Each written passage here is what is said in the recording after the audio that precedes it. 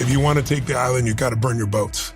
You got to master the science of achievement and the art of fulfillment. Success without fulfillment is failure. There's zero limit except you're deciding to be a creator and not a maintainer. So you're deciding I'm not just going to manage my life, I'm going to design and create something because the tools are available everywhere. Most people major in minor things. They know more about some actresses or actors' love life. The biggest drug on earth is not cocaine, it's not fentanyl, it's not dope. The three most important skills in life now are the ones that allow you to learn more rapidly. Number one, the skill of pattern recognition. The second one is pattern utilization. And then the final skill, and this is what I'm teaching my children, is you ultimately want to become a pattern creator. Anyone who's incredibly successful in anything, they recognize there are certain patterns. And so once you create your own patterns, you bring something to the table that's never been there before. When you make something that's never been there before, your value goes through the roof. Change is never a matter of ability. It's always a matter of strong enough reasons, of motive. If you got strong enough reasons, you can do just about anything. But if you have weak reasons, you're not going to do anything. So the fact that you understand this is our discussion. In an event, you'd be in a rather peak state, and I take you through a process of consequence where you will envision what the consequences are, and then you can make that shift. And you still got to condition it. This specific change is the hardest one. Pain only goes so far. You've got to find something that, it's like I tell people there's two types of motivation, right? There's push motivation, you're making something happen, and I have enormous willpower, I'm sure you do. Most of the people we probably interact with have great willpower, right? But there's still a limit to it. There's no limit to pull motivation. Pull is there's something so magnificent you want to serve, something that you care about more than yourself. That's where all the energy in life comes from. I hate the word motivation, I've never used it. I want to know your drives. Look, if you're fat, you're motivated to eat. You know what's in your heart and your soul, what wakes you up in the morning and makes you go. And I think if I hadn't had the pain, I don't think I would have been sensitized. But I also, if I hadn't felt the pleasure of serving and seeing impact on such a large scale, I mean, you gotta take care of yourself, don't get me wrong. I take care of myself. And, you get weaker and weaker the more you focus on yourself. The human mind is always gonna figure out something that isn't good enough. But when you're serving, you're not there. Like your mind's not there. You're with the people, you're with what you're doing, and it's the escape from the mind's reductionism.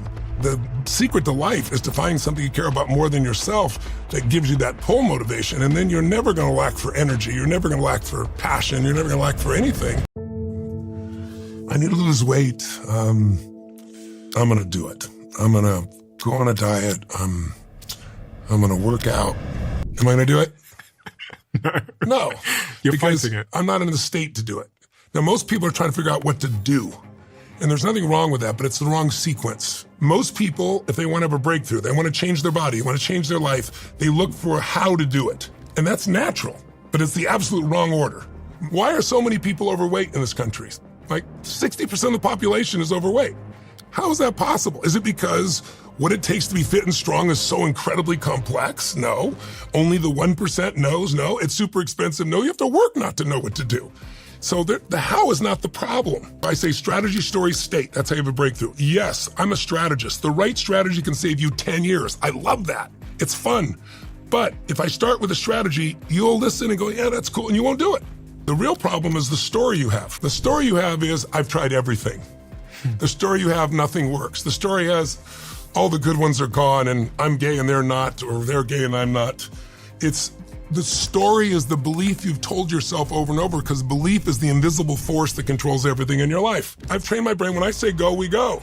I'm not in the place when I say go somewhere else, my brain obeys. I don't have these stories in my head back and forth trying to have a conversation with myself, trying to convince myself to do something I've decided. Decision point is everything. So I've trained myself to do it, but also it produces a massive change. It is not comfortable. I don't think there's been a morning in my life that I've looked forward to doing it. We all must grow. When you grow, you feel alive. And if you don't grow, you start to die inside. And this isn't my rule. Everything in the universe grows or dies, as you well know. This is the law of the universe. We grow so we have something finally to give, which is where meaning comes in life. When I grow, I have something more to give. And if I can give that to someone, then my life is more meaningful than just the pleasure of, I have the machine that, makes me feel pleasure in certain parts of my body and feeds me and all the things you talked about. What is the most important thing we should have talked about that we didn't talk about? Fulfillment is an art. It's not a science. It's different for you and me and everybody we meet. The richness of life is when you go deeper and figure out what makes you feel like it's a red square for someone else, but this is your thing. This is what fulfills you. I know what fulfills me. Family, love, as you can probably tell, and contribution in a meaningful way light me up like a Christmas tree, and they've made me go for 66 years and it'll keep me going, right? But people got to find what that is for themselves, because if you succeed and you're not fulfilled, what do you got? How many people have taken their life as super successful on the surface, but they weren't fulfilled? But if you really are committed to a greater quality of life, you got to master the science of achievement and the art of fulfillment. And fulfillment is not like achievement. There's very cool real rules for achievement, like what to do with your body. Multiple ones, but there's certain fundamentals that are immutable. What to do financially, certain things that are immutable. It's just part of the way we look at life. There's a process you go through, and there'll be different things that trigger you. When you want a real lasting change, you have to change the driving force. When we change these, it's changing your values. Think about how your brain is a predictor, and it's trying to close the gap between what it's predicting and what reality is. When it's not working, it looks for an answer. When you get to the point where your old strategy doesn't work enough and you have enough pain, you will search for something new.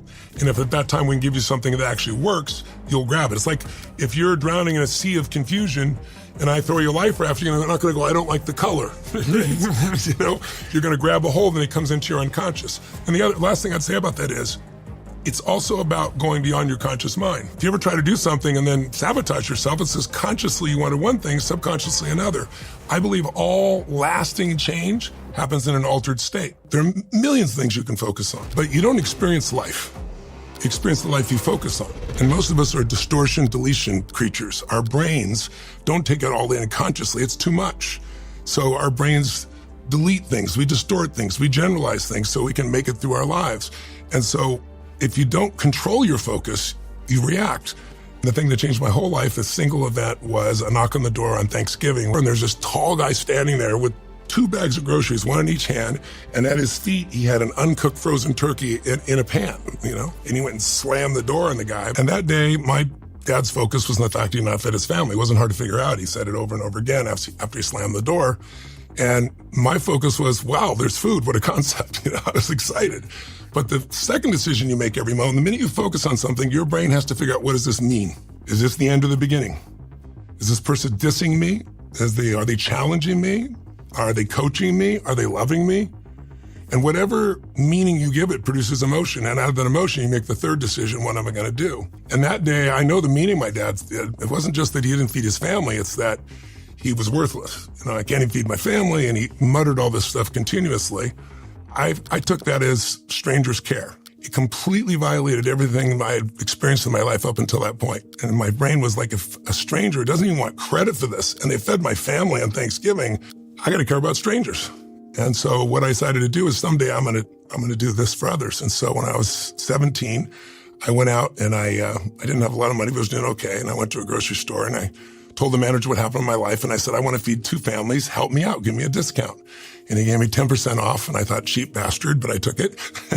I had the most enjoyable shopping. I took 2 shopping carts and just filled it up for 2 families. And then I called this church and I said, who do you know that needs help but won't ask for it, won't come for it? And they gave me 2 families' names. And so I wrote a little note. I just put, this is a gift from a friend. Everyone has tough times. I hope you have a beautiful Thanksgiving. And someday, if you can, pay this forward. I didn't use the word pay it forward. I said, do this for someone else. But now you look at us, pay it forward. My worst day of my life was really my best day.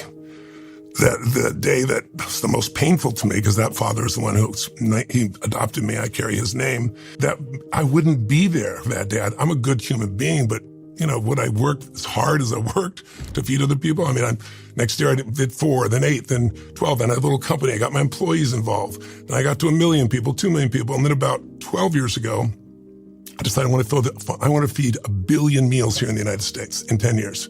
And so it's grown and grown and grown, all from not being fed.